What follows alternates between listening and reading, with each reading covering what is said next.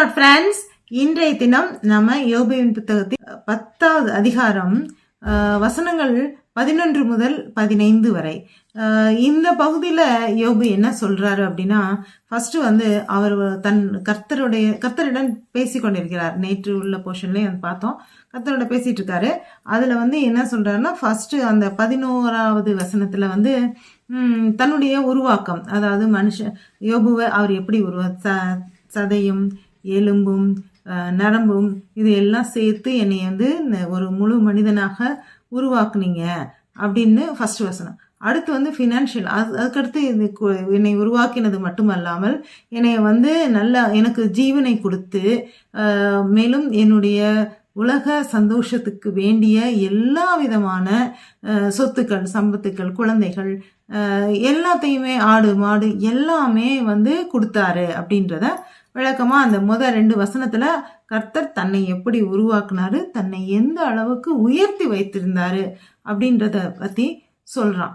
சொல்லிட்டு 3வது வசனத்துல பொதுவா என்ன சொல்றாங்க, ஒரு துன்மார்க்கன் இருந்தான் அப்படின்னா அவன் அவன் தண்டனையிலிருந்து, கர்த்தருடைய தண்டனையிலிருந்து தப்பிக்க முடியாது. அது போக என்னைய சிறந்த முறையில் உருவாக்கி சிறந்த முறையில் வளர்த்து விட்டீங்க. இது உங்களுடைய மனதில் என்னை குறித்து ஒரு சிறந்த இடம் இருக்குதுன்னு எனக்கு தெரியும் இருக்கு.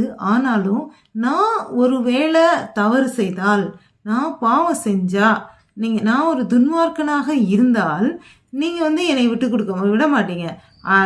எனக்கு உரிய தண்டனை நான் கட்டாயம் நான் பெற்றுதான் கொள்வேன் அப்படின்னு சொல்லி சொல்றாரு.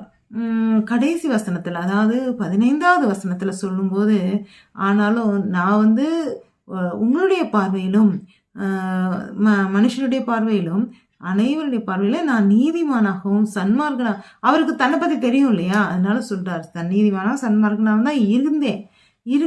இருந்தாலும் இப்பொழுது என்னுடைய நிலைமை ரொம்ப எல்லாரும் என்னை அவமானப்படுத்துற மாதிரி, மற்றவங்க முன்னாடி நான் அவமானப்பட்டு நிக்கிறேன்.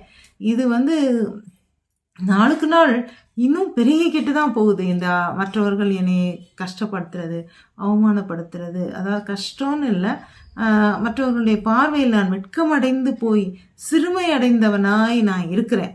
அது மேலும் மேலும் தினம் தினம் அதிகரிச்சுக்கிட்டு தான் போகுது.